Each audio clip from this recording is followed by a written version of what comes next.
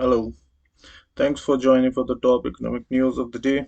Subscribe to the channel for quick and daily updates from the economic world. The first news is from Wipro, where the investors are getting restless and hoping for a turnaround from their new CEO, Srinivas Pillai. This comes at a time when the Indian IT industry, which is of the size of $245 billion, is facing one of its toughest time. The new CEO is expected to boost the morale of the employees and also need to bring large deals to increase 100 million plus accounts. Wipro has been struggling for growth. In the third quarter ended December 23, company reported its fourth consecutive quarterly fall in net profit and it dipped to 12% year on year to 2694 crores. Next, ONDC's one-year journey touching the 50 million transactions mark. So the government-backed platform Open Network for Digital Commerce has seen 49.79 million transactions since its formal launch in January last year. The main contributor to these transactions has been ride-hailing app Namayatri, which has contributed more than 50% of the total monthly order. Categories such as food and beverages are rapidly growing in terms of number as well as percentage share. The top brands onboarded so far includes Wow Momos, McD, Domino's Pizza, Unilever Limited in FMCG along with Namayatri. Labor codes may top new government's 100-day plan. Social security for informal sector workers shift toward living wages, likely to be part of a near-term agenda. So these initiatives include a shift towards living wages from the current minimum wages criteria, social security for all unorganized workers, and a measure to improve women's workforce participation. The codes on wages was passed in Parliament in 2019, while the Social Security Code, Industrial Relation Code, and Code on Occupational Safety, Health and Working was passed in 2020. There has been slow progress since then, primarily because of the pandemic and also because of some unions, having been critical of the provisions and terming it as anti-worker, resulting in the slow progress of the initiative so far.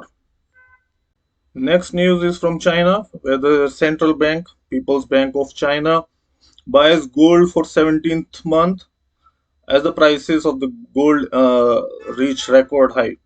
With this, the gold reserves of China has reached 72.74 million troy ounces in March, which is highest since November 2015. They have also increased their foreign exchange reserves to $3.2 trillion by the end of March. This is again a highest since December 21 and it aims to maintain stable holding to fend off risks. The bank plans to give loans in account of $69 billion for boosting science and technology at an interest rate of 1.75% and a tenure of 1 year, which can be extended twice for another additional year. Next, with 150k jobs, it's time for Apple Awas Yojana. Foxconn, Tata, and Salcomp, they're planning houses for their employees. It's in line with the China and Vietnam models of industrial housing.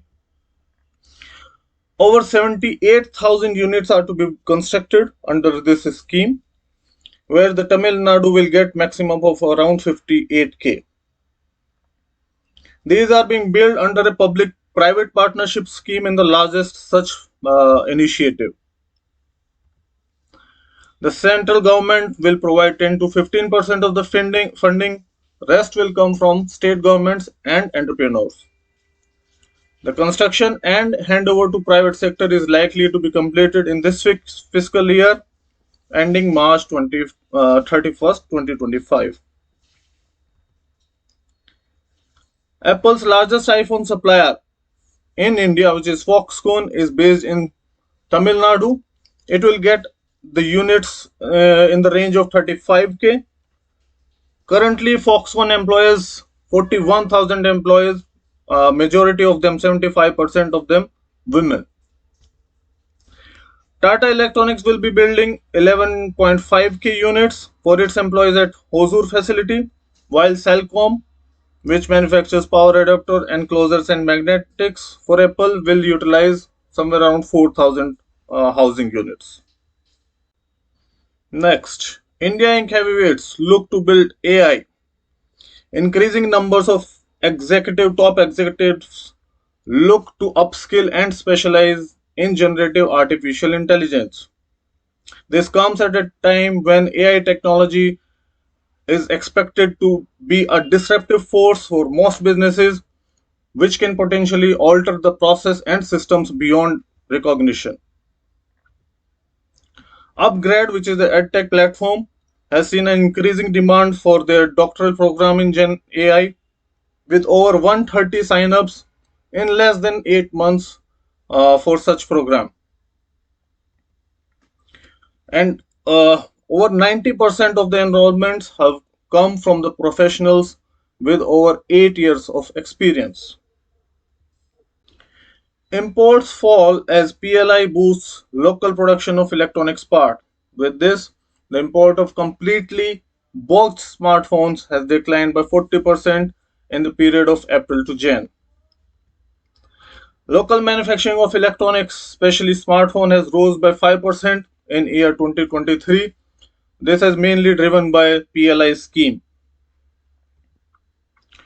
Similarly, the imports of plastic part, which includes GSM antenna, back cover, camera lenses of smartphones, is down by 33% by volume in the first 10 months of fiscal year 24.